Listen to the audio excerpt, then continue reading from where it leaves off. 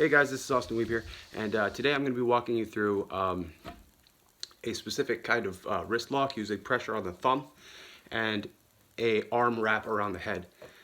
So if there's one thing that Taekwondo is absolutely terrible at, it's setups.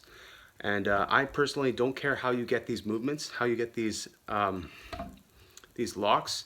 It doesn't have to be the specific way that Taekwondo puts in front of you, but if you can get them, that's great. So I'm going to be walking you through how to do that right now. So the way this works is this specific wrist lock goes from a same side wrist grab. Okay. Then what I do is I turn my palm up like this. Okay. I'm going to show you from close up. I turn my palm up like this. You can see her thumb here. I'm going to grab here, put pressure down on her thumb. Okay. So here, she grabs, I go like this, put pressure down on the thumb, and you can see her body starts to move a little bit, right? So from here, I keep going with this, and she's going to turn a little bit. So I grab a hold of her shirt, wrap her arm around here, kick the leg out, and bring her down. Okay? So that's the movement. Okay? So putting pressure on the thumb like that. There's one problem I have with that though. First of all, if a person is attacking you, chances aren't very good that they're just going to grab a hold of your thumb, grab a hold of your wrist and stop there, right? If it's a wrist grab, then it's usually something like this and they're getting right in your face. So for me to time doing something like this could actually be quite awful if they already have a hand on my shirt or something like that, right? But the issue is all this movement, everything that I'm doing here, relies on her keeping her thumb out. But if she tucks her thumb right now, I lose the entire movement, right? I lose all my leverage and she's standing there, no problems, right? Then, yeah, I get hit in the head and all sorts of stuff like that. Bad things happen. So, what I want to do is I want to adapt this movement in such a way that it doesn't rely on her thumb still being here. Okay, so if she were to grab a hold of this, and I'm just here, right? If I'm putting pressure against her, say against a wall or something, then she's going to try and push back, right? And she's going to lose a little bit of focus on this hand. Now, what if I grab here and grab a hold of the thumb itself? All four fingers wrap around the thumb, then I do it, right? Now it becomes a lot more of a flinch response that's in that direction. And it doesn't rely on her thumb sticking out and putting pressure on it.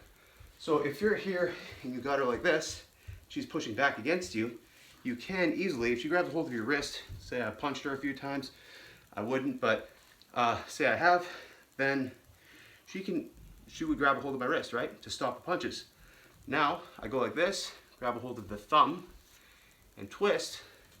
Now I get this position, okay? And I could just take her down with this, grab a hold of this, and then kick her knee out and take her down with that. So that's the first part of the movement, right? If you're going for a street fight response here, the person just starts pushing you around, right?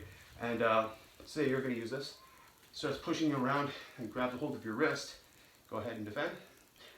Okay, so turn like this. She's gonna grab all four fingers on my thumb and then twist.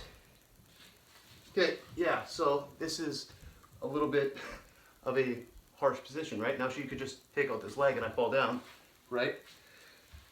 All right, so that's the first part of the movement. Just grab the thumb. Don't think about putting pressure on it. So that's the first part. The second part is something else I'm gonna show you here. So that's gonna be a little lower. And that is the arm wrap and the significance of it. If you can get it on the feet to take them down, that sounds great. But here's another way that you could go with it. So say she's already on the ground. I'm gonna move her over here. Thank you. A little further. All right. She's laying down. I have her in the mounted position here. Okay. And I'm trying to grapple here.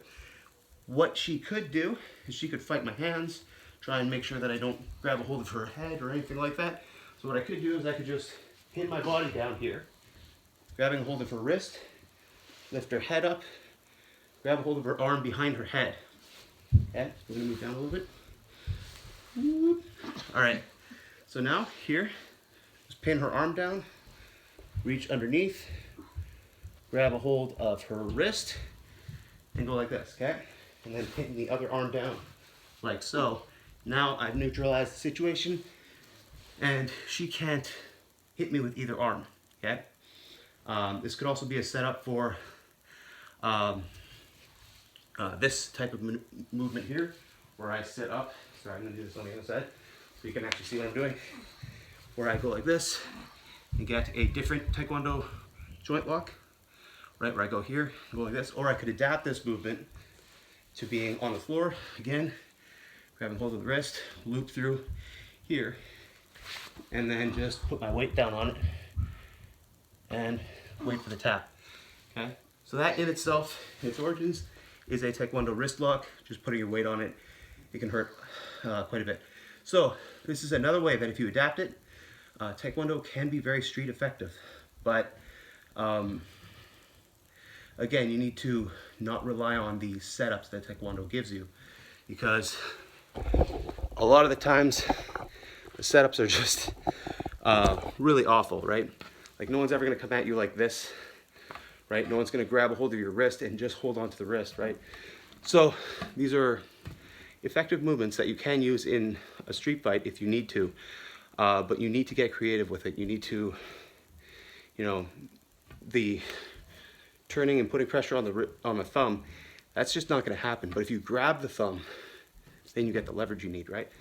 So this is just a simple movement. If you want to try it, add that to your training. Take care, God bless, and I'll see you guys next time.